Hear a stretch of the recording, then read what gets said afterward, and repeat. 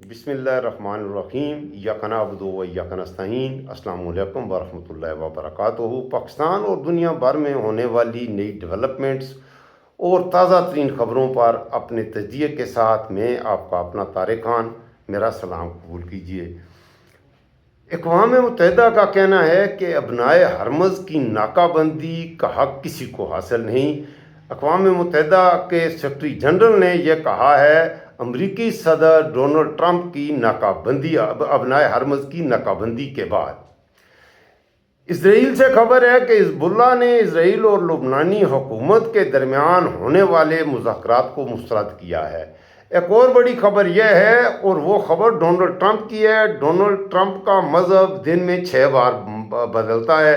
ایک طرف تو ڈونلڈ ٹرمپ عیسائیوں کے سب سے بڑے مذہبی پیشوا پوپ کے ساتھ دست و گریباں ہے اور پوپ کے ساتھ بھی اس نے لڑائی شروع کر دی ہے، تو دوسری طرف اب یہ بیان دیا ہے اس نے کہ ایران نے اس سے کال کی ہے، ایران نے کال کی ہے اور آئندہ کے لیے اور بےتاب ہے ایران اس کے ساتھ بات کرنے کا۔ ایک اور بڑی خبر یہ ہے، روس سے یہ خبر ہے رشیا نے امریکہ اور ایران کے درمیان ممکنہ معاہدے کی صورت میں افزودہ یورینیم وصول کرنے کے لیے روس تیار ہے۔ چائنا کے حوالے سے بھی یہ خبر ہے کہ اب یہ جنگ بڑھتی نظر آ رہی ہے، کیونکہ ابنائے ہرمز سے کی ناکہ بندی کے بعد سب سے زیادہ آئل تو چائنا میں آتا ہے، تو اس ناکہ بندی کے بعد چائنا نے بھی کچھ دھمکیاں دی ہیں امریکہ بہادر کو۔ امریکہ بہادر تو دھمکیاں دیتا ہی رہتا ہے، تو اب چائنا نے بھی دھمکیاں دی ہیں۔ سب سے بڑی ایک اور خبر یہ بھی ہے کہ اس وقت کی کہ اسرائیل میں ایک سروے ہوا ہے اور اس سروے میں اسرائیلی عوام کا کہنا ہے کہ وہ بھی اس جنگ سے تھک چکے ہیں، لیکن امریکہ اور ایران کے درمیان ہونے والی جنگ بندی معاہدے کی اسرائیل مخالفت کر رہا ہے اور اسرائیلیوں کا یہ کہنا ہے، عوام کا پبلکلی بھی، کہ یہ جنگ تو جاری رہنی چاہیے۔ اب آپ کو سمجھ آ جانا چاہیے کہ اسرائیل چاہتا کیا ہے۔ چلیں جی پہلے ذرا شروع کرتے ہیں۔ ایران نے ایک بہت بڑی خبر ہے، یہ اقوام متحدہ میں ایران کے سفیر نے اقوام متحدہ کے سیکرٹری جنرل انطونیو گوتریس کے نام خط میں جنگ کے دوران ایران کو پہنچنے والے نقصانات کے لیے ازالے اور ہرجانے کا دعویٰ کیا ہے، اور اس نے 5 ملکوں کا اس میں تذکرہ کیا ہے کہ یہ ہرجانہ یہ ملک ہیں، ان کی مرضی سے یہ جنگ ہوئی ہے اور انہوں نے مل کے ایران پر یہ جنگ تھوپی ہے، اور یہ ملک کون سے ہیں یہ آپ کو حیران بھی کریں گے، پریشان بھی کریں گے۔ ذرا دیکھ جو کچھ ہو رہا ہے اور جو کچھ ہونے والا ہے، تیری بربادیوں کے مشورے ہیں آسمانوں میں۔ ایران نے سعودی عرب، متحدہ عرب امارات، قطر، بحرین اور کویت سے ہرجانے کا مطالبہ کیا ہے۔ میں نے شروع میں بھی آپ کو بہت سے ولاگز میں کہا کہ یہ جو حملے ہیں، یہ جو مارا ماری ہے، اس کے پیچھے یہی ہمارے عرب بھائی بھی ہیں۔ تو اب ایران نے بھی یہ کہا ہے جی کہ کیونکہ دیکھیں ایران پر جو حملے ہوئے ہیں وہ انہی ملکوں سے ہوئے ہیں، باقی تو شاکر آپ سیاںا ہے، ساڈا چہرہ وے کا حوال نہ پوچھ۔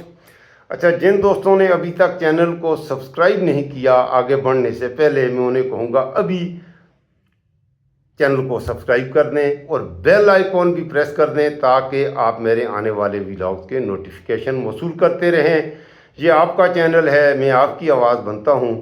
جب میں اپنے انالیٹکس دیکھتا ہوں تو تھوڑا دکھی بھی ہوتا ہوں کہ کافی سارے میرے دوست مجھے دیکھتے ہیں لیکن وہ شاید سبسکرائب کرنا بھول جاتے ہیں، لہٰذا اگر آئندہ بھی آپ میرے ہم سفر رہنا پسند فرمائیں تو ضرور بیل آئیکن بھی پریس کر دیجئے اور چینل کو بھی سبسکرائب کر دیجئے۔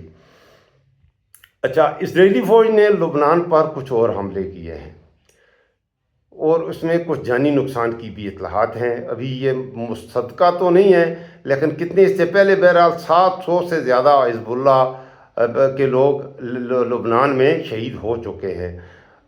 ایک اور بڑی خبر یہ رویٹرز کے حوالے سے ہے کہ مطابق امریکہ اور ایران بالمشافہ مذاکرات کے ایک اور دور پر بہرحال غور تو کر رہے ہیں۔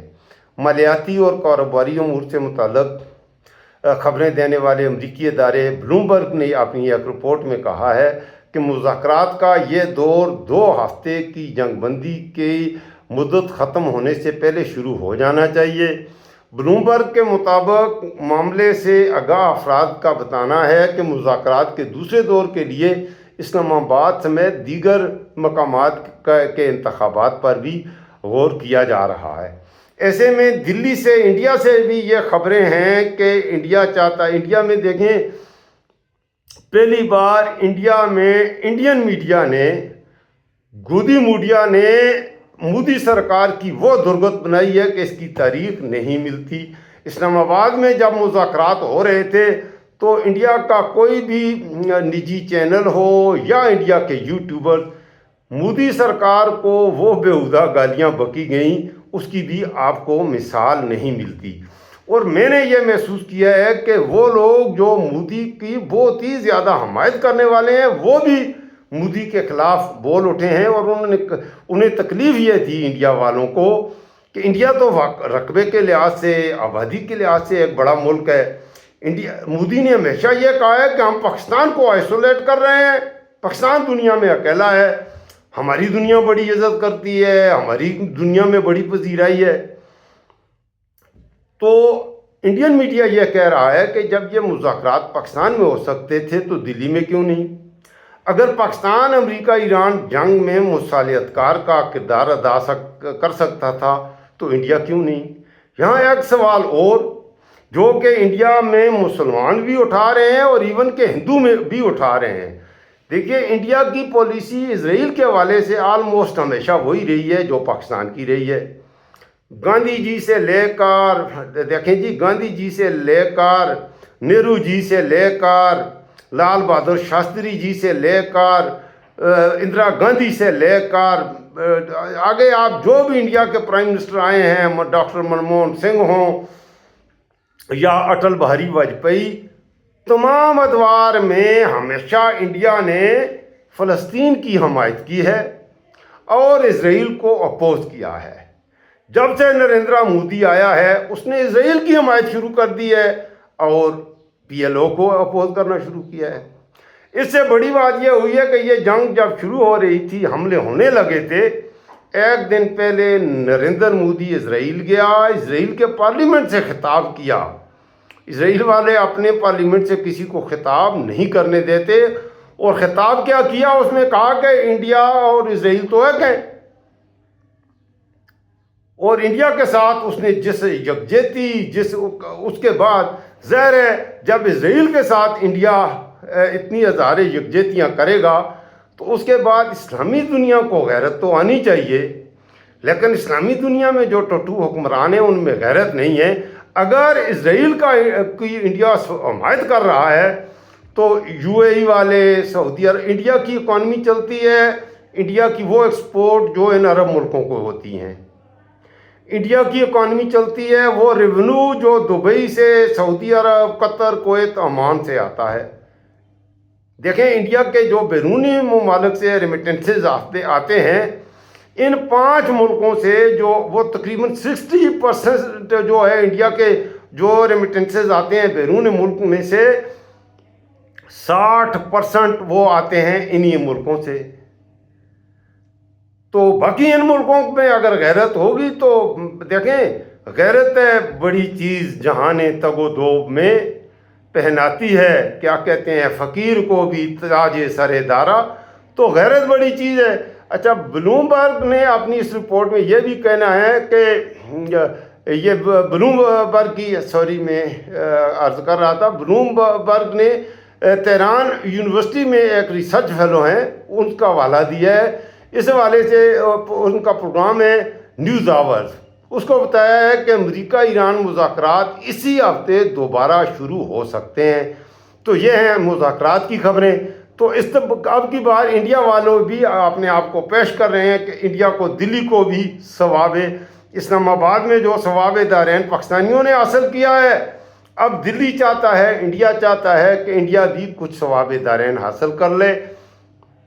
اور اچھا، یہ جو اسلام آباد میں مذاکرات ناکام ہوئے ہیں، اس کی امریکہ کی کون سی شرائط ہیں جو ایران ماننے کے لیے تیار نہیں تھا، اور ایران کی وہ کون سی شرائط ہیں جو امریکہ ماننے کے لیے تیار نہیں تھا؟ یہ بھی ایک بہت بڑا موضوع ہے اس وقت، اور اس بات پر مختلف قسم کی چہم گوئیاں بھی ہیں۔ پھر یہ بات بھی ہے کہ پاکستان نے مذاکرات کے دوران سعودی عرب فوجیں بھیجیں اور پاکستان کے طیارے بھیجے، یہ کیوں بھیجے؟ یہ بھی اس وقت بہت بڑے سوال ہیں، ان کے جواب میں آپ کے لیے رکھوں گا، کیونکہ ان سوالوں کے جو جوابات میڈیا پر دیے جا رہے ہیں وہ سارے کھوتے تھے پتر نے پیسے لے کے اپنا ایمان بیچ دینے تھے، ضمیر بیچ دینے، وہ سچیاں خبراں نہیں ہے کیا نے۔ سعودی عرب سے ہماری کتنی دوستی ہے، چائنا سے ہماری کتنی دوستی ہے، اور ایران اور افغانستان سے ہماری کتنی دشمنی ہے، اس حوالے سے جو بھی خبریں ہیں یہ پیسے لے کے ایمان بیچنے والے ہیں۔ حقیقت یہ ہوتی ہے کہ آپ کیا سوچ رہے ہیں، آیا آپ کے دل کی جو بات ہے وہ سچ ہے، آپ کے ضمیر کی جو آواز ہے وہی سچ ہے؟ آپ کیا سمجھتے ہیں کہ امریکہ کا اتحادی بن کے ایران پر پاکستان حملہ کر دے، اسے آپ جائز سمجھتے ہیں؟ یہ میرا سوال آپ سے ہے۔ یہ میڈیا والے جھوٹ کہہ رہے ہیں اور ہوگا بھی نہیں انشاءاللہ۔ اگر پاکستان کے عوام نہیں چاہتے تو اس کے بعد یہ فوج پاکستان کی فوج ہے، یہ فوج میرے خیال میں ایسی حماقت نہیں کرے گی کہ پاکستان کی عوام کی امنگوں کے خلاف۔ باقی فوج کا ہمارا آرمی چیف ہے، اس نے کہا تھا وہ اہل تشیع کے علماء کے ساتھ جو اس کی تلخی پیدا ہوئی، اور اس کے بعد وہ بالکل خاموش ہے۔ آرمی چیف اس کے بعد وہ بولا نہیں ہے۔ اہل تشیع پاکستان کی آبادی کا ایک بہت بڑا حصہ ہے، اور یہ پاکستان کسی کے باپ کا نہیں ہے۔ انہوں نے کہا یہ پاکستان کسی کے باپ کا نہیں ہے۔ اہل تشیع ایران چلے جائیں، ہم پٹھان لوگ سارے افغانستان چلے جائیں تو پیچھے پاکستان رہے گا کہاں؟ دیکھیں، اہل تشیع افغانستان چلے جائیں، ایران چلے جائیں، بلوچستان والے بلوچستان میں رہیں، الگ ہو جائیں، KPK والے افغانستان چلے جائیں، پھر پاکستان کہاں رہا؟ خدا کے لیے سوچ کو بدلو، یہ ہم سب کا پاکستان ہے، ہم بھائی ہیں۔ یہ پاکستان الحمدللہ ہمارے بزرگوں نے بڑے اچھی سوچ کے ساتھ، اچھی فکر کے ساتھ، اچھے جذبے کے ساتھ بنایا تھا۔ اس پاکستان میں متحد ہو کر بھائی بھائی بن کر رہو، لسانی بنیادوں پر یا مذہب کی بنیاد پر اس ملک میں دراڑیں مت ڈالیں۔ اور الحمدللہ پاکستان کے عوام دیکھیں، حکمران جو کھوتے دے پتر نے تے وہ کھوتے دے ہی پتر رہنے انہوں نے۔ اصل گل یہ ہے کہ پاکستان دے عوام کی چاہتے ہیں، اور پاکستان کے عوام کی اگر بات کی جائے تو پٹھان ہو یا بلوچی، سندھی ہو یا پنجابی، بلتستانی ہو یا کشمیری، پاکستان کے عوام میں کہتا ہوں 100% سے 1% کم کر لیں، وہ اس ملک سے محبت کرتے ہیں۔ پاکستان کے عوام اس ملک کو اکٹھا دیکھنا چاہتے ہیں، اور اس ملک کی پاکستان کی وحدت پر یقین رکھتے ہیں۔ پاکستان توڑنے کی طرف جانے والوں کو پاکستان کے عوام فٹ بال بنا دیں گے، اور اس سے پہلے بھی جنہوں نے کیا، ایک بات ضرور ہے، ہمارے عوام کو سمجھ تھوڑی دیر بعد آتی ہے، لیکن یہ بات میری نظر میں کوئی پاکستانی، میری بلوچستان میں دوستیاں ہیں، میرے سندھ میں بھی بڑے دوست ہیں، بڑے لوگ ہیں جن کے ساتھ میرے تعلقات ہیں، بہت ہی پیارے دوست ہیں میرے پنجاب میں، بلکہ پنجاب تو میں جانے لگا ہوں آج کل میں، 1-2 دن میں میرا پلان ہے تو میں پنجاب جاؤں گا۔ مجھے محبتیں ملتی ہیں پنجاب سے، تو میں عرض یہ کہہ رہا تھا کہ پاکستان کے عوام یہ کبھی پسند نہیں کریں گے کہ پٹھان افغانستان چلے جاؤ، اہل تشیع ایران چلے جاؤ، یہ پاکستان کے عوام قبول کرنے کے لیے نہیں تیار۔ پاکستان ہمارا ہے، یہ ہمارا ملک ہے، اور ہمیں اس کی بہتری کے لیے سوچنا چاہیے۔ امریکہ اور ایران کے درمیان جو معاہدہ نہیں ہو سکا، اس کی بہت سی وجوہات بتائی جا رہی ہیں، لیکن 2-3 بڑی وجوہات ہیں جن پر آ کر معاملہ اٹکا۔ ایک تو ایران کے یورینیم کو لے کر، تو ایران نے تو پہلے ہی کہا ہوا ہے کہ وہ نیوکلیر بم نہیں بنائیں گے، لیکن پرامن مقاصد کے لیے وہ نیوکلیر انرجی کو استعمال کرتے ہیں، تو اس میں تکلیف کیا ہے کسی کو؟ اور دوسری بات یہ ہے کہ دنیا کو اگر نیوکلیر جنگ کے خطرات سے بچانا ہے تو سب سے پہلے تو یہ کرنا ہے، دیکھیے میرے پاکستانیوں، میرے سب سے پہلے جو اگر دنیا کو نیوکلیر جنگ سے آپ بچانا چاہتے ہیں تو سب سے زیادہ نیوکلیر ارسنل دنیا میں 2 ملک ہیں جن کے پاس ہیں۔ رشیا کے پاس ہیں 6000 ایٹمی ہتھیار ہیں، اور امریکہ کے پاس 5,500 ایٹمی ہتھیار ہیں. یہ اپنے ہتھیاروں کو ختم کریں اور دنیا کے ہر جگہ سے ایٹمی ہتھیاروں کو بالکل ختم کر دیں. دنیا کی بہتری اس میں ہے. اپنے ہتھیاروں کی تو انہوں نے کبھی بات نہیں کی. تو اگر امریکہ اپنے ایٹمی ہتھیار اپنے پاس رکھنا چاہتا ہے، جدید ترین جنگی طیارے بنا رہا ہے، ہر کام میں، ہر دہشت گردی کے کام میں امریکہ سب سے خود آگے ہے، تو دوسرے ملکوں کو وہ کس منہ سے یہ کہہ سکتا ہے کہ آپ ایٹمی ہتھیار ضائع کر دیں اور ایسے کر دیں اور ایسے کر دیں؟ لہٰذا اگر اس دنیا کو امن کا گہوارہ بنانا ہے تو امریکہ کو اور رشیا کو اپنے ایٹمی ہتھیار تلف کرنے ہوں گے.